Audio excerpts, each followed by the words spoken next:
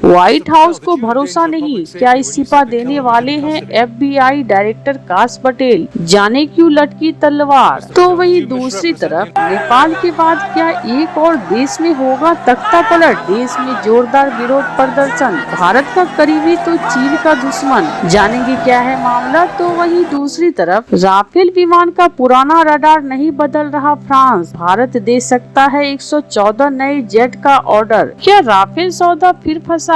Geopolitics में बहुत कुछ चल रहा है, जानने को मिलेगा बहुत कुछ, आइए जानते हैं इन खबरों को विस्तार से। भारतीय वायुसेना ने रक्षा मंत्रालय को 114 राफेल फाइटर जेट खरीदने का प्रस्ताव भेजा है। भारत के पास पहले से ही 36 राफेल फाइटर जेट है, जिसका इस्तेमाल हमने ऑपरेशन सिंदूर के दौरान किया था। भारतीय वायुसेना की मौजूदा चुनौती किसी भी तरह जल्द से जल्द लड़ाकू विमान की कमी को पूरा करना है। भारत ने 2016 में फ्रांस से जो 36 राफेल फाइटर जेट खरीदे, उससे तत्कालीन जरूरतों का कुछ हद तक समाधान तो हो पाया, लेकिन मुश्किलें कम नहीं हुई है। भारत ने MRFA multi role fighter aircraft programme के तहत 100 से ज्यादा लड़ाकू विमान खरीदने वाला है और इसे टेंडर को हासिल करने के लिए बोइंग F-15EX और FA-18 सुपर हॉर्नेट को पेश कर रहा है। हालांकि बहुत ज्यादा संभावना इसी बात को लेकर है कि राफेल को ही चुना जाएगा, क्योंकि पहली बात तो ये है कि भारतीय वायुसेना ने राफेल का प्रस्ताव भेजा है और दूसरी बात ये है कि अलग अलग फाइटर जेट का बेड़ा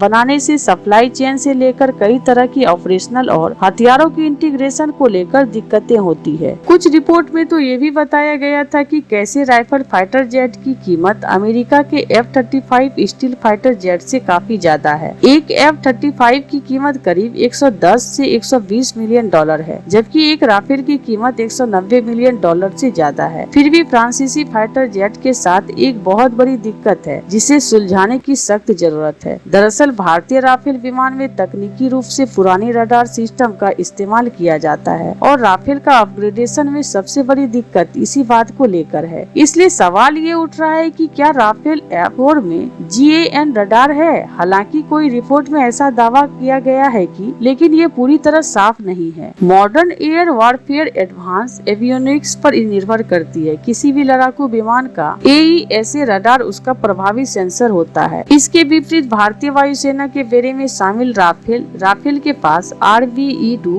AESA रडार है, जो पुरानी गैलियम आर्सेनाइड टेक्नोलॉजी पर काम करता है। इससे भारतीय बेड़े के प्रदर्शन में कमी आने की संभावना है। बात यह है कि अगर हम भारी भरकम पैसा खर्च कर रहे हैं, तो फिर हम सामान की क्वालिटी के साथ समझौता क्यों करें। दूसरी दिक्कत ये है कि भारत के पास कोई लोकल अपग्रेड फैसिलिटी नहीं है, जिससे उसकी पूरी तरह से निर्भरता फ्रांस पर है। यह वही गलती है जो पहले MiG-21 और सुखोई अपग्रेड के दौरान भी भारत कर चुका है, जिससे भारतीय वायुसेना के दशकों तक विदेशी इंडस्ट्रियल शेड्यूल पर निर्भर रहना पड़ता है। भारत ने जब राफेल को चुना था, तब से लेकर आज तक के जियोपॉलिटिकल हालात काफी बदल चुके हैं। इसलिए सवाल ये उठ रहे हैं कि भारत जो नया सौदा करेगा, क्या उसे लेटेस्ट रडार होगा या फिर भारत पुराने रडार को लेकर कोई कंप्रोमाइज करेगा। तो वही दूसरी तरफ नेपाल के युवाओं में जोरदार विरोध प्रदर्शन और तख्ता पलट के बाद एक और देश में व्यापक प्रदर्शन हुआ है। प्रशांत महासागर में बसे फिलीपींस के राष्ट्रपति मार्कोस ने सोमवार को कहा कि सड़क पर प्रदर्शन करने वाले को वह जरा भी दोषी नहीं मानते। मार्कोस ने कहा कि फर्जीवाड़ नियंत्रण प्रोजेक्ट में भ्रष्टाचार को लेकर लोगों का गुस्सा बढ़ता जा रहा है।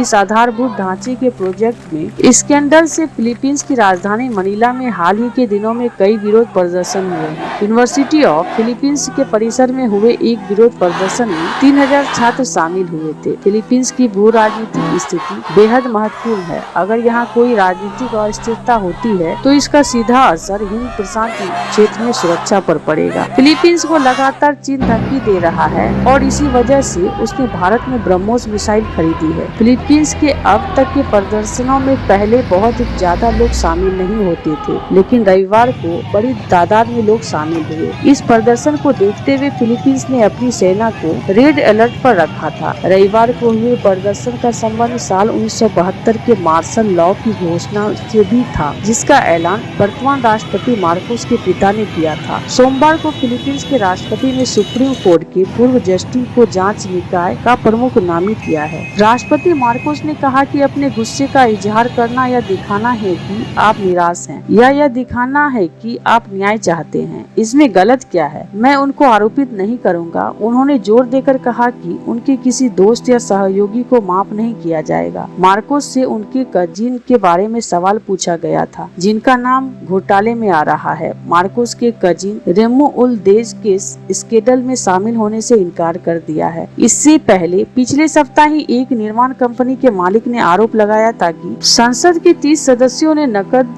घूस ली है। मार्कोस ने जिस जांच समिति का गठन किया है, उसके पास सुनवाई करने और सबूतों की समीक्षा करने का अधिकार होगा। हालांकि वह एक तरफा सजा नहीं सुना पाएगी। फिलीपींस का स्कैंडल का लंबा इतिहास रहा है, जिसमें सार्वजनिक धन की लूट की गई है। इसमें कई नेता भ्रष्टाचार के दोषी पाए गए, लेकिन वो जेल के समय काटने से बच निकले। फिलीपींस के वित्त मंत्रालय का अनुमान है कि साल 2023 से 2025 के बीच $2 अरब का नुकसान भ्रष्टाचार की वजह से इकोनॉमी को पहुंचा है। जहां एक तरफ ये सब कुछ चल रहा है, तो वहीं दूसरी तरफ अमेरिका जांच एजेंसी FBI के डायरेक्टर काश पटेल पर इस्तीफे की तलवार लटक रही है। ऐसा कहा जा रहा है कि राष्ट्रपति डोनाल्ड ट्रंप जल्द ही उनका इस्तीफा लेने वाले हैं। दरअसल काश पटेल राष्ट्रपति ट्रंप के सहयोगी चार्ली किर्क की हत्या के बाद आलोचनाओं का सामना कर रहे हैं। अमेरिकी कांग्रेस ने भी चार्ली किर्क की हत्या की जांच के तरीके को लेकर काश पटेल से सवाल जवाब करने वाली है। यह अटकलें पूर्व मिसौरी अटॉर्नी जनरल एंड्रयू बेली के FBI का डिप्टी डायरेक्टर नियुक्त होने से और तेज हो गई। ट्रंप के कार्यकाल की शुरुआत में बेली FBI डायरेक्टर की रेस में सबसे आगे चल रहे थे। हालांकि बाद में काश पटेल को यह पद दिया गया। काश पटेल मंगलवार और बुधवार को सीनेट और हाउस जुडिशियरी कमेटियों के सामने पेश होंगे। इस दौरान उनके न केवल चार्ली किर्क मामले में FBI की भूमिका, बल्कि अपनी नियुक्ति के बाद से कथित तौर पर राजनीतिक संघर्ष और आंतरिक उथल पुथल से विभाजित एजेंसी को स्थिर करने की उनकी क्षमता के बारे में सवाल जवाब किए जाएंगे। हालांकि शनिवार को अमेरिकी राष्ट्रपति डोनाल्ड ट्रंप ने FBI द्वारा किर्क से कथित हत्यारे टाइलर रॉबिन्सन की पहचान करने और उन्हें पकड़ने के लिए काश पटेल की प्रशंसा की। रूपो ने आगे कहा, पिछले कुछ दिनों में उनका प्रदर्शन बहुत खराब रहा और यह स्पष्ट नहीं है कि उनके पास अमेरिका में शांति के लिए खतरा पैदा करने वाले हिंसक आंदोलनों, चाहे वो किसी भी विचारधारा के हो,